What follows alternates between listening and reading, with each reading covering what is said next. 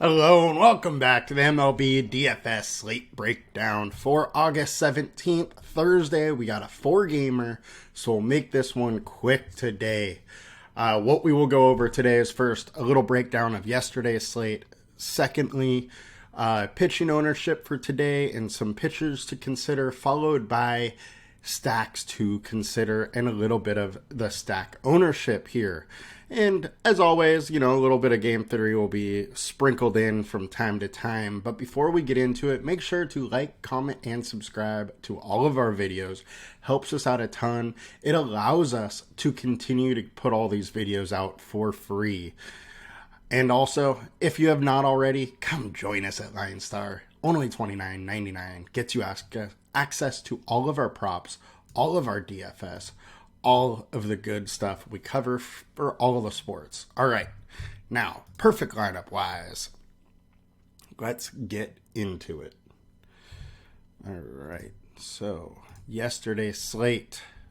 All right, so Charlie Morton and Reed Detmers were the two pitchers. We talked about Morton. I said all he needs to do is limit his walks, and he has a ton of upside. What does he do? Has one walk, has 10 Ks, crushes the slate. Congrats to him. What a solid game. Love to see it.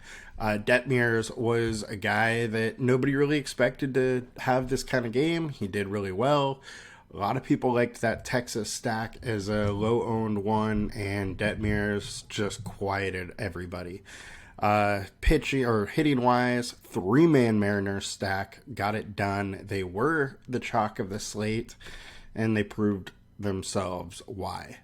As far as the winning DraftKings lineup, Brontosaurus got it done, and he went Clevinger and Morton. Clevinger also had a very good game. And then stack-wise, he actually had Philadelphia, who made it happen. They had 9 runs yesterday. They were extremely low-owned and just really produced. So we went Philly, a 5-2 with Washington and good old Chris Taylor, who hit a home run. So congrats to Brontosaurus. You got it done. Now let's check out FanDuel. All right. So, FanDuel slate, we're going to have Charlie Morton here as the pitcher and a little Phillies stack, and that's all for the perfect lineup stack-wise. And the winning lineup, Jalapeno Fireball took home 20K. They had Morton. Morton's only 8% owned, really did the difference here. Then they had a little bit of a Cubs 4-man stack, a 2-man Seattle stack with 2 one-offs being Ozuna and Stone Garrett, who had 2 home runs and crushed the slate yesterday. So congrats to Jalapeno. You got it done. Now let's get into the fun of today's slate. So as always, we are going to start with projected ownership for pitching. We will be covering this 4-game main slate here. So highest owned pitcher on DraftKings is Tariq Skubal, which makes a lot of sense here. I think he's just underpriced for the ability that he has. He is going against the Guardians, who don't have, a ton of K upside. But Skubal is a solid pitcher. 2.15 FIP over his last 5 starts. 24% K rate, so he does have some upside here. Combined K rate is 20%, 7.2 K, 2.4x. I think there's a lot to like about Skubal, even though he's averaging 31% fantasy points away. I think the Guardians are poor enough versus lefties that he should still probably be in consideration. Lance Lynn is next, 43% owned. Chalky Lance Lynn is just something I don't like to go to. This is a guy that has a 4.9 FIP over his last 20 starts, 5.63 FIP over his last 5 starts. Now, he's been very good as a Dodger. Don't get me wrong. He has only let up 4 runs in, 18 innings. So great run so far with the Dodgers. I have not looked in their pitch mix, but I would assume they have changed something there. But we'll see if he can sustain this. He has been a guy for a little while that will go on little runs and then get crushed for a couple games, then maybe go on a little run again. Today could be one that he gets crushed. He does let up a lot of fly balls, lets up a lot of hard contact, a lot of barrel balls. You know, he's bottom 5% in barrel balls allowed over the last 30 days. That's usually not something you like to see with a pitcher you're rolling with when he's this chalky. So I think there's good reason to fade him. You know, it is risky, but hey, to win on a 4-game slate, you got to take some risks here. Next, we got Gallen, $11K. He's super pricey. I think it's very hard to get there on this slate. However, he is a very good pitcher in a decent spot. The Padres lineup is very hit or miss. Another thing, though, to consider, he's averaging 58% less fantasy points away. So he has not been nearly as good away as he is at home. This Padre lineup, when they get to a pitcher, they really get to him. But when they don't, when they can't get to him, they get crushed. So I think you could play either sides of this game. You could stack the Padres. You could use Gallen. Just obviously don't do it in the same lineup. We got good old Dick Mountain next at 6,400, 1.9x, 12-point projection. You know, this isn't a spot I love. However, at least the Diamondbacks aren't as good versus lefties, but there isn't much strikeout upside here, which really, really scares me. 20% K rate, combined K rate only 17% here. I don't love the matchup for Hill, but on a small slate, you can't just not forget him at all. However, I do think he's a little too high owned on this slate for the pitcher that he is. Next, Jose Quintana. Look, this guy has been excellent lately. 2.85 FIP, 2.72 over the last 20. There's not a lot of K upside, but hey, at these prices, I don't really care. I think that, and he's not getting much ownership, I think he's very, very interesting. Now, I am fading him a little bit in sports books, but I might play him a little bit in DFS just because of the leverage you get. He's low owned, and you know, he's been decent lately. And on this slate, it is a mixed bag with pitching, so you might as well take some chances. Next, Corbin Burns. Corbin Burns is another spot I do not mind going to. Low owned, it's versus the Dodgers, but good pitching can beat good hitting, and he's been very good lately, so don't mind going here. His StatCast data looks good. He has some nice upside when he's on, and I don't mind it. Do I love it? It's going against the Dodgers, so of course I don't love it, but he can do it. So, you know, don't mind going there as far as a low-owned option. Curry's really hard to get behind here. You know, looks like about 5 innings is the max he's been going, so I don't love that. Adam Wainwright, man. It's real hard to get behind him. He's just washed. That's simple to say.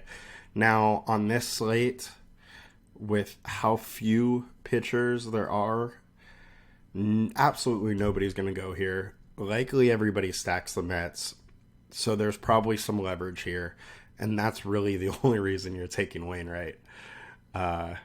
His projection's terrible. He is almost near minimum salary, but if he's just able to go 6 innings and get a win, you know, he almost pays off that salary. So, you know, we'll see. And the Cardinals really need to get him that 200th win so they can stop pitching him. All right, now let's look at FanDuel here. All right, Lance Lynn coming at the highest owned for good reason. Skubal, you know, quite a bit under with only 500 less salary. Gallen at 17%. Burns at 12%. I think all of them make sense, and I really don't mind going to 8,300 Jose Quintana.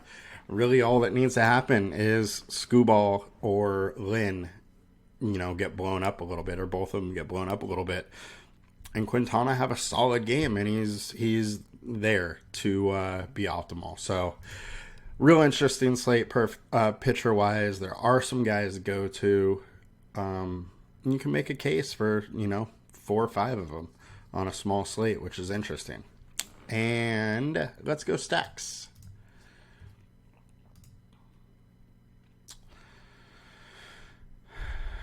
All right.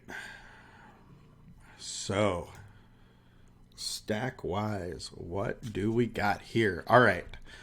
Mets are getting an insane amount of ownership. No surprise. Wainwright is the pitcher. This is exactly why I said Wainwright, you could actually play in DFS today, even though he's been absolutely terrible, seems totally washed. There is major leverage. You are crushing a lot of lineups if he has a good game. Is it possible?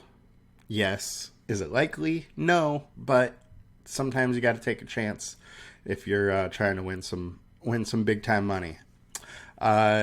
On paper, Met stack looks great, so that's all we really need to say about that. You can absolutely play the Mets.